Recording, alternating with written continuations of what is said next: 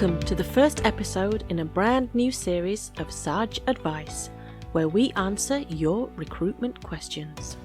Your host, Saj Akbar, invites you to join her each episode as we share actual strategies to help you. She'll also be inviting fascinating subject matter experts to help you answer the questions that matter most to you.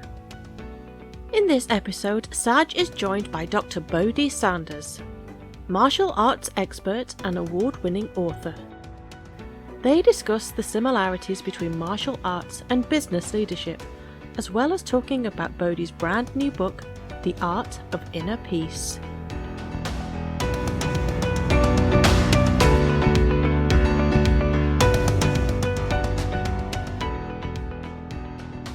First of all, Dr. Bohdi Sanders, thank you for coming on and talking to me. The purpose of this is really to understand the synergies between martial arts, the lifestyle within martial arts and leadership, and also to talk about your new book, which is The Art of Inner Peace. Yeah, that book just came out a couple of weeks ago, and I think it's my best work. From what I'm getting from the feedback from my readers, they're saying it's my best work yet. Well, So I found it very invigorating to read, and I thought it was very thoughtfully written. Well, thank you very much. Yeah, but let's go back a step, because for people who don't know who you are, where do we start talking about you? Because you're multiple award-winning author, involved in martial arts philosophy, self-help. You have a doctorate in natural health and naturopathy, are a Reiki master. How do you like to be described? Oh boy, I've been described in a lot of different ways. Not all of them good. That's a good question. I've never had that question before. You know, most people just call me Bohdi, and I'm just a regular guy. This is my 16th book, and I didn't start out writing, saying, well, I'm going to write a book and become an author. I started out just writing a couple of journals, journals I got from Barnes and Noble, and handwriting them for my sons. I have two sons. Mm-hmm. And I started off just writing wisdom for them, things that they need to know, or I thought they needed to know, and to teach them. And, I did this over years. And every time I would go back to it, I'd have to read and catch up where I am to see where I was, where I left off. And I started thinking, this is good stuff. I would buy this in the bookstore. And so I ended up taking that, putting it into a book form. And that's where my first book started. So when was your first book written? I believe 2008, if I remember right. Wow. Yeah, and what's been your key motivation to continue writing? When I first started, I got so many emails and messages and letters, saying how my writing is helping people. And this is good, because that's what I was trying to do with my sons. And I really didn't, it didn't click with me that, okay, if it's going to help my sons, it's going to help other people too. And so when I started getting those, at one time I was getting over 600 emails a day. Wow. And raving reviews about my books and how much it's helped them and how they haven't read this type thing before. And so that's very motivating when you're helping people and you get that kind of feedback. It makes you want to continue. Before you were an accomplished and award-winning author, you were probably best known for being a martial artist. Well, I wasn't known at all before I became an author. I'd never been in the public eye before. I'd been doing martial arts. I started in 1984, but I wasn't on a level where I'm known across the martial arts world or anything. And it wasn't until my books started coming out that people started realizing that I was a martial artist and what I have done. And after Modern Bushido came out, let me back up. I ended up buying the rights to my books back from my publisher and started my own publishing company. And I published Modern Bushido was the first book I published once I got my company going. That book hit #1 on Amazon and stayed in the top 10 for 107 weeks. And, so that was just like a miracle book for me. Yeah. And it's, been my most popular book, and it still is. And, after that, people started, getting interested in me and what I was doing. And I started getting recognition for my martial arts as well as my writing. And that's how that started. Right. So when were you inducted into the Martial Arts Hall of Fame? I've been inducted in several. Right. I didn't realize there was a plethora. I thought there was the only last one was, let me think, I think 2017. What does one have to do to enter the Hall of Fame? Well, it depends on the Hall of Fame. There are so many martial arts Hall of Fames out there, and a lot of them are gimmicks and just money-making scams, to be honest.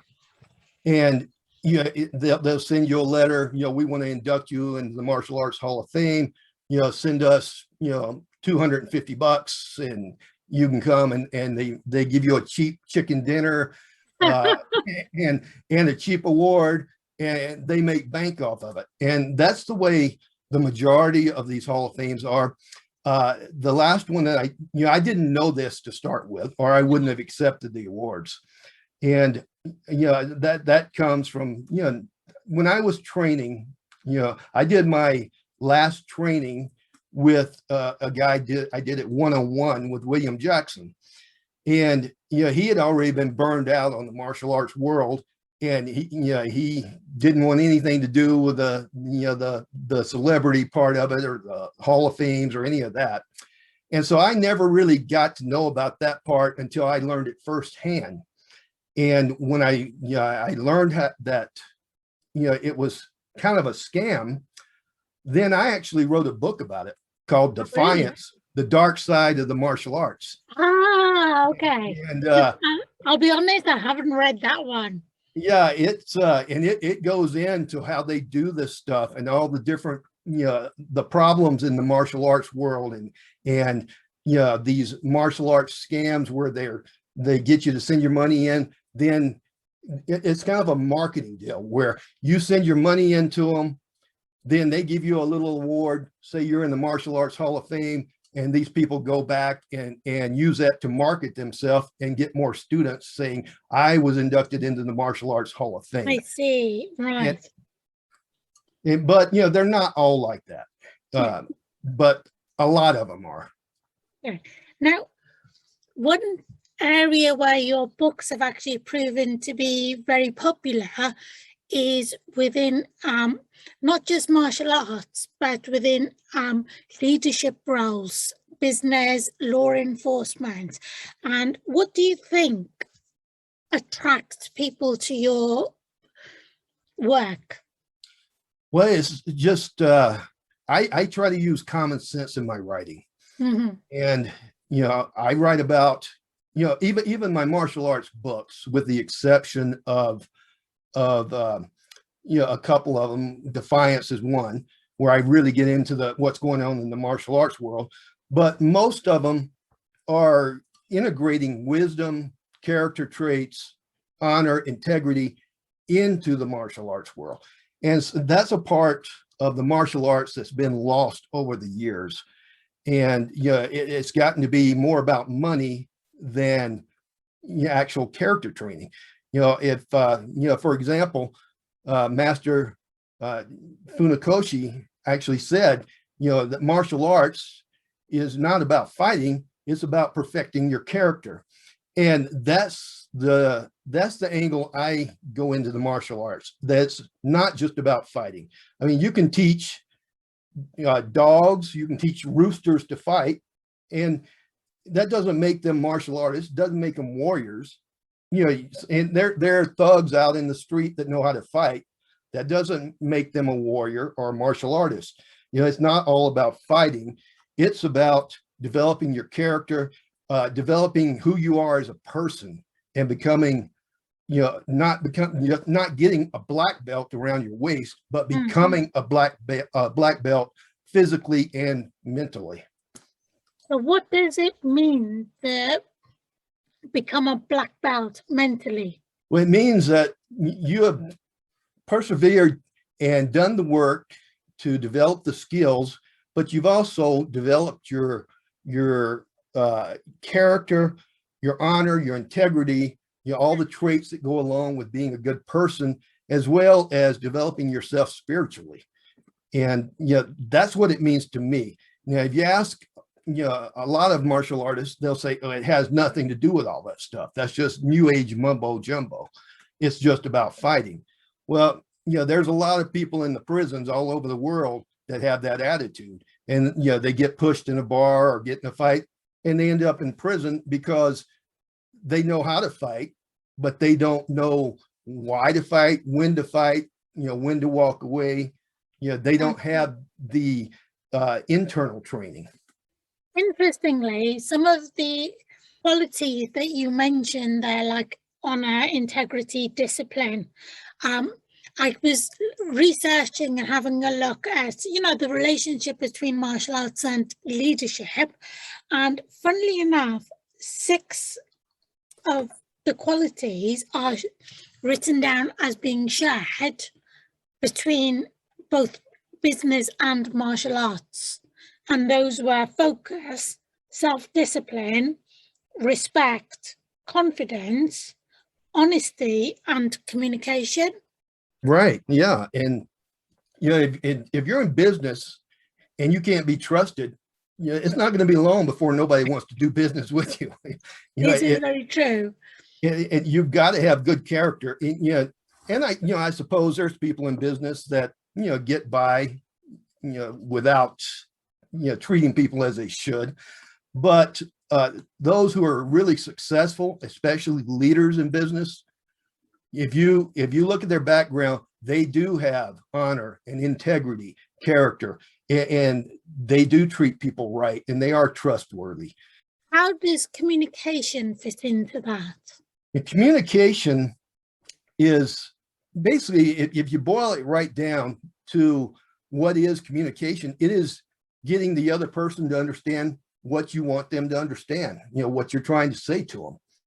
And that's the reason that in my books, I try to write in such a way that people can understand what I'm saying, instead of writing at such a high level that it makes me look smart and intelligent, but the other person, the reader, is not quite getting it because I'm using all these large words and stuff to make myself look good instead of get my point across to the reader.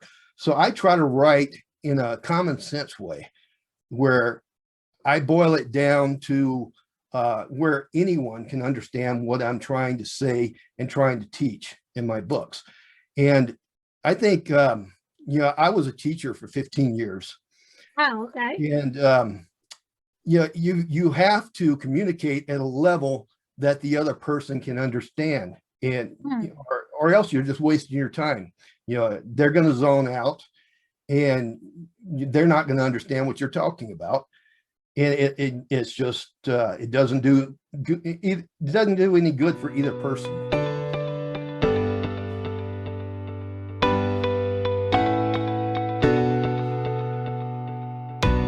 That was one of the biggest takeaways from your book, and we'll come on to the book in a minute, but I found it, as somebody who doesn't know a lot about martial arts, first thing was it was easy for me to navigate, and the message was very clear, and I think anybody would read it. It's a book that I would probably put into the category of providing help, self-help, if I can say that. I mean, would you agree? Yeah, I think most of my books could be categorized as self-help books. Mm-hmm. I've been studying, even when I was a kid, I would pick up self-help books and read self-help books. And that was a long time ago. I'm pushing 60 now. And I remember my great granddad gave me a book called Apples of Gold, and all it is was, little wisdom quotes, the whole book. And I read that, and I just wore that book out. And I love wisdom, and so that's the basis of my books is life wisdom and how to live your life and how to be successful and be a good person. And I integrated that with the martial arts because, that should be a part of the martial arts. The wisdom, the integrity, honor, that is all woven into the martial arts, or, it used to be. And a lot of martial arts dojos have gotten away from that. They said, well, we don't have time to sit and teach philosophy and teach character traits. We only have an hour class, and I have to teach these kids, self-defense or how to fight or this or that, train for the tournaments. Well, then they're missing a huge part of the martial arts. They're not getting that part. And I recognize that. And that's why I started integrating, the wisdom that I was writing for my sons into the martial arts, because I used to have a dojo, and I taught all of my kids that we would sit down and we would spend a portion of each training session talking about character, honor, integrity, self-discipline, and all these things. And I think that made a difference in their lives. I was teaching school at that time, and most of my students were students that were in the school district, and I would get letters from the teachers saying, this boy's behavior has changed 100%. He was failing my class. He was a discipline problem, and since he started karate with you, that has all changed. He says, yes, ma'am, no, ma'am. He does his work. He's polite. And, that's what I taught my students. I told them up front, if I get a report from your teacher that you're being a problem, that you're misbehaving, you're out of here. I won't teach you. And I made it clear that they had to be good people in order to be in my martial arts class. And I think a lot of people are so focused on money when it comes to the martial arts. They don't turn away students because they're turning away money. I turned away quite a few students over the years because I would see their character and say, this kid is he's a problem kid. He's going to hurt somebody. He's going to get in trouble. And I tried to help them. And when they wouldn't get in line, I quit teaching them. Because if you teach somebody, excuse me, if you teach someone those kind of skills, how to hurt someone, how to fight, like I teach, I don't teach, I wasn't really into sport karate. I teach, real self-defense. If you teach someone those skills and they don't have the character or the integrity, the honor to go along with them, then you're training a trained thug who is going to go out and hurt somebody. And so that was a main part, even when I had a dojo, teaching the wisdom part, the integrity, the honor. That was, to me, just as important as the physical skills. One of the key things I think I took away from a lot of your work was learning to respond rather than reacting. Right. And I think certainly in my line of work, when we are dealing with managers and business leaders, is having that self-awareness and sense of self. And I've learned it because I've been, throughout my young adult life, have a fiery nature, and it's actually learning to control that. Exactly. Just if you think about it, a response and a reaction, even though the dictionary, will list them as synonyms, they're different. If you react to something, like if a bug is flying towards your eye, you don't have to think about it. Your eye blinks, that's a reaction. It's reacting to, whatever's coming towards the eye. If you respond, you actually stop and think about it before you respond. A reaction is automatic. A response is something that you decide how you're going to respond to it. You may respond in the same way as you would have reacted, or you may respond a different way, or you may decide that your best response is no response at all, just to walk away or to be silent. But you're in control when you respond. When you react, you're allowing the other person or whatever the stimulus is to be in control, to control you instead of you being in control. And when you do that, you're kind of giving your power away. You are, allowing, if somebody can make you angry or they can make you upset, then they have power over you. Yeah. But that was so powerful to read that. And I enjoyed reading your new book, which is why, because it's not been out very long. It's only been a couple of weeks. Right. Yeah, it just came out. I haven't even gotten all my marketing going for it yet. It's just getting underway. Well, you're doing something right. Lately, it's just been crazy. You're doing something right because it's been receiving rave reviews. Oh, thank you. Yeah, it has been getting great reviews. My wife usually doesn't read my books because she's not into martial arts, and she reads more fiction. And she has actually read The Art of Inner Peace 3 times already. She goes, it's like she goes back to it. She said, I actually like this book. This is your best book. And she has read it over and over again. And I've been getting a lot of feedback, and everybody is really liking the new book, which is kind of a different genre. In a way it is, in a way it isn't. It's still about wisdom and how to live your life, but it stepped away from the martial arts genre. And I was kind of interested to see how my martial arts readers would receive it. And so far, all of them that's read it have had nothing but good things to say about it. Well, it's called The Art of Inner Peace. And what was your motivation when you wrote this book? Well, over the last 5 years, I've been through, a lot of challenges. And I'd gotten, I'd had 7 surgeries in the last 5 years, including an unexpected brain surgery for a brain tumor. Wow. I've been dealing with, family issues, death in the family. And, of course, like anybody who's in the public eye, I deal with a lot of hate mail and trolls and that kind of thing on the internet. And so I'd kind of gotten to a point that, my inner peace had kind of been damaged a bit. And I took a couple of years off. This is the first book I've written in over 2 years.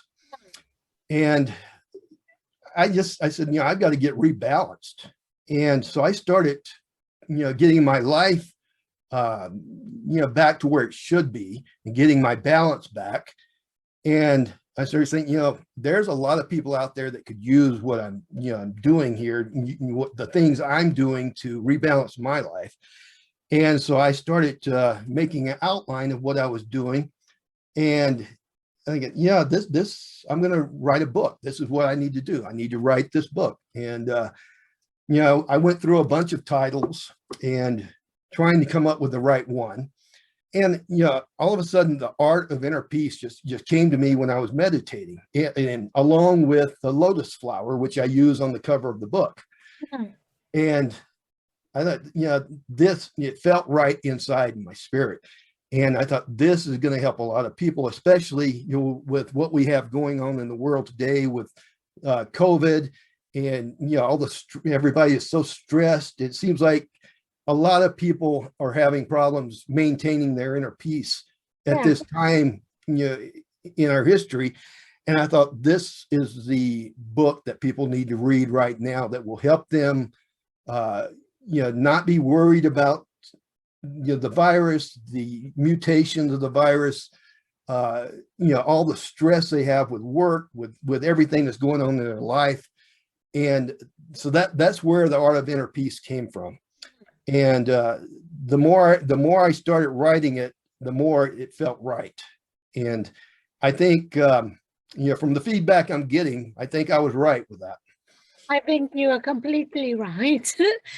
When I read the book, and I'm glad you touched on the current situation, because I felt that it was written in response to what was happening, or what is happening in the world, and the changes that we are not in control of, where there's external forces that we have to navigate our way through, and finding almost a new balance, a new way of working, which Right. is appropriate rather than the lifestyle that we were accustomed to before. Yeah, and if you watch the news, it's just they're feeding everybody fear every day, over and over and over. And and I talk about, I have a chapter on getting over your fears in the book, and and also a chapter on worry. And what they're doing is just fostering worry in everyone's life. Okay, worry does nothing to change any situation. It's a total waste of time.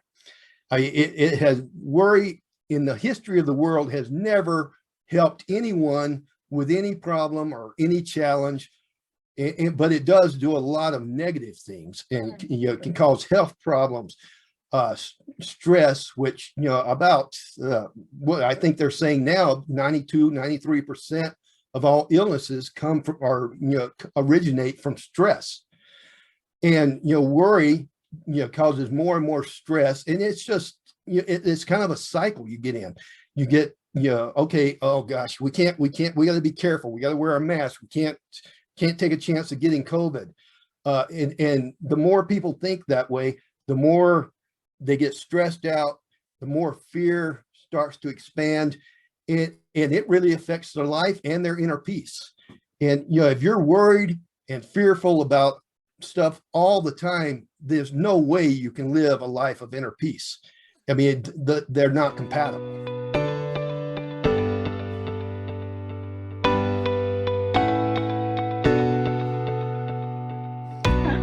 There's something to be said about risk mitigation, of course, but it's not letting it consume your life.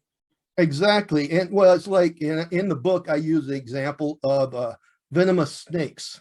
Okay? There are some people that are so afraid of snakes that a harmless garter snake just scares them where they start shaking. And you don't have to worry about them. You don't have to fear snakes in order to understand that a venomous snake can be deadly. But you don't have to go around in fear and worry about if you're hiking. Oh, I'm worried. I can't enjoy the hike because I'm looking for snakes everywhere. You can't. You don't have to be that way. You can understand what's going on. You can understand the dangers, the risk, without being afraid of it. They're two different things. You don't have to be afraid of something to understand, the risk associated with it. For those that are reading your book, what had you hoped they would be able to take away from it? I hope they're able to take away that, there's a different way to live your life. I talk about, you have to reprogram your mind, your subconscious mind. Actually, is kind of like a recording. It records everything you think, say, do, and this starts from when you're a baby and all the way through. And so a lot of people have a lot of negative beliefs, negative energy that has been programmed into their subconscious mind for years and decades and decades. And once you get a certain belief or certain thought that's programmed in your subconscious mind for years and years and years, it's in there. And whether you know it or not, it's affecting your life.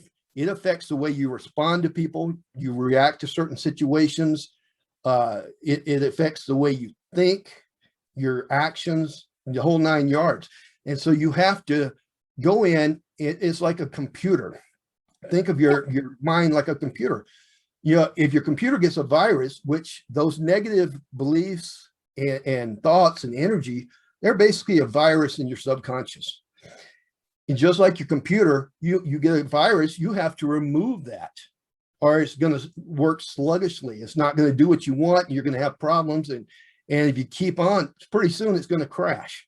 Yeah. You have to go in, get that cleansed out, and then you can work like the computer works like it should.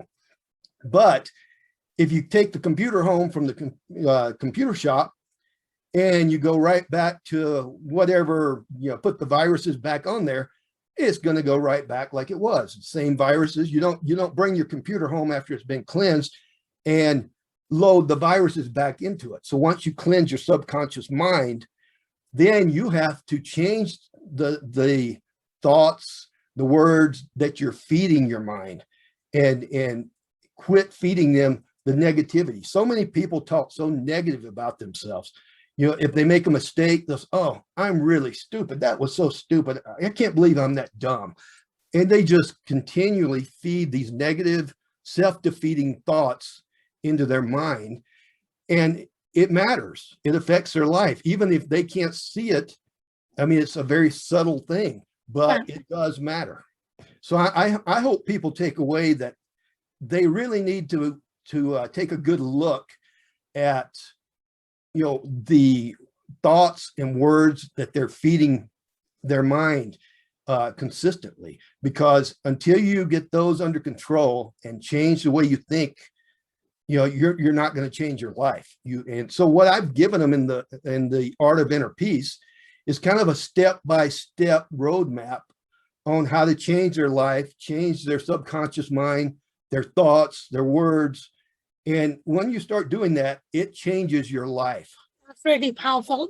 In fact, the analogy of a computer with a virus, and what you tell it is effectively what it does.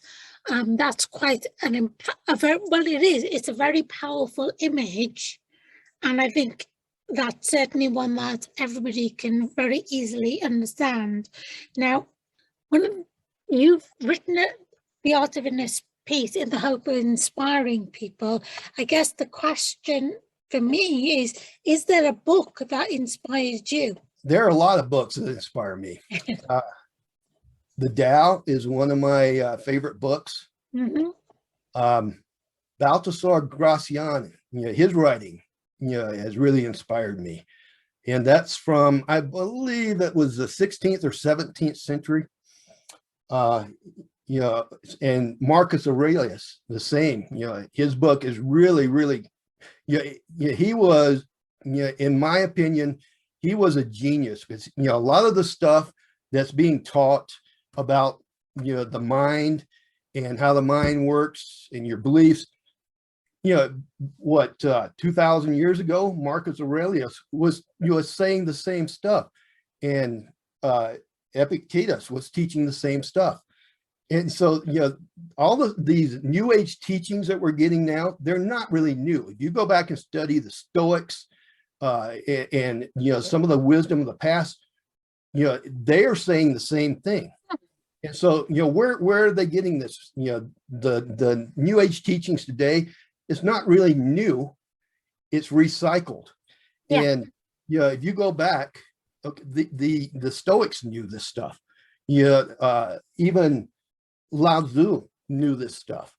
And so where did it come from? It's got to be, this wisdom, just didn't come out of the middle of nowhere. It's coming from their spirit. It's being, it's in each of us. We just have to, let it out and accept it. So what is next for you, Bohdi?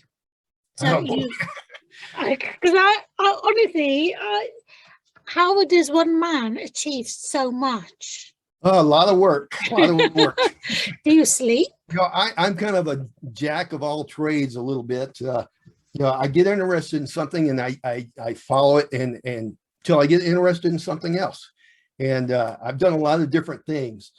I think, this book just came out, 2 or 3 weeks ago, and I haven't even had a chance to think about what's next too much.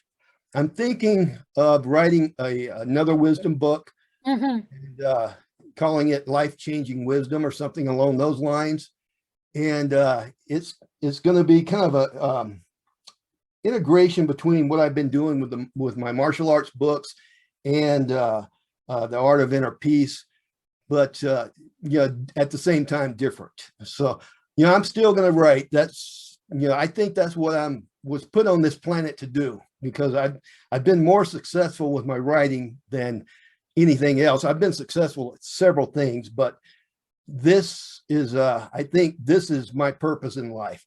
And then I mentioned that in the Art of Inner Peace. I have a chapter on your life purpose and finding your purpose. Yeah. Until somebody finds their purpose in life, they're not going to feel completely satisfied. They're going to bounce from one thing to the other. And I went from working in advertising to teaching school to I had a paint company. I've done all these different things, taught martial arts, and it wasn't until I started writing books that I felt, okay, yeah, this is what I want to do with my life. How does one find their purpose? To find your purpose, it's kind of a feeling you get from the inside. Okay, you know what you like to do.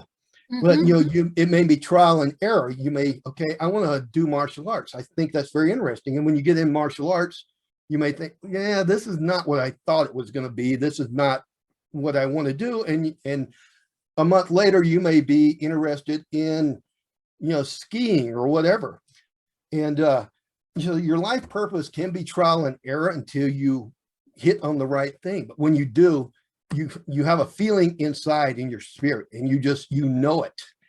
Yeah. And so finding your life purpose is I think it's trial and error for most of us. Some people know when they're born.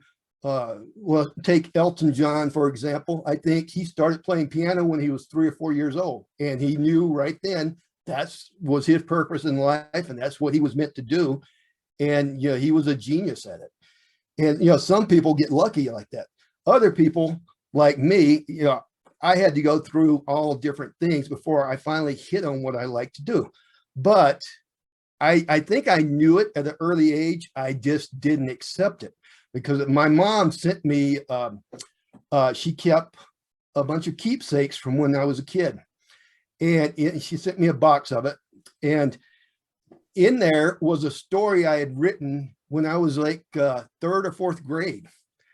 And, it was a short story about cowboys and snakes and this and that. Yeah. But I'd written that so I think that I probably should have followed that, because I did take a lot of creative writing courses, and I was always good at it. It came naturally. And I think that's another thing. Once you find your life purpose, it will feel natural to you. It's like, people will say, well, how do you do this? This is incredible. And you think, well, I just do it. It's not incredible to you because it comes natural to you. It just feels right, and you just do it, and it comes out that way. And other people think, well, I could never do that. Well, maybe you couldn't do that because it's not your life purpose, but there's something you can do that I can't do, or nobody else can do, because everybody has a purpose, and it's something that nobody else can do quite like that person. Whether it's a different way they do it, a unique way they do it, whatever it is, they do something differently than anyone else. And my books, there are a lot of people who write books, a lot of authors out there, but there are no books quite like what I write. It's everybody has their own way of doing something, their own style. I've been very honored to read your books, because there's so many books out there under the banner of self-help, but for some somebody to use their learning and expertise and to make that transition, I think is a remarkable thing. So thank you so much for coming on and talking about the book, where it started and your vision for it. Now, for those that are listening and maybe they want to find out more about you, how do they find you? Well, I have a couple of websites, theartofinnerpeace.com. And you have to have dashes in between. My web tech set it up with dashes, so it's the-art-of-inner-peace.com. And my other website is thewisdomwarrior.com. I've had that website for years and years. A lot of good articles and stuff on there. Yeah, there's a lot of information there. Yeah, and both those sites, the Art of Inner Peace, of course, I just started, about a month ago because I started it for the new book. But I'm going to be putting a lot more on that site. And I'm also on different social media. I'm on Facebook. I'm on LinkedIn. And LinkedIn is where we first connected. That's right. I forgot about that. Exactly. LinkedIn, I just started using more. I went for a long time because I didn't quite understand it, but I'm posting way more on LinkedIn pretty much daily now. And I post a lot of my teachings. I'm not doing this to make money. I do it to help people. So I post excerpts of my books. I give away free articles every day, pretty much. I hardly miss a day that I'm not posting, free teachings for people. And I think it helps a lot of people, according to the feedback I'm getting. I think, social media, there's so much of it that's, just a waste of time.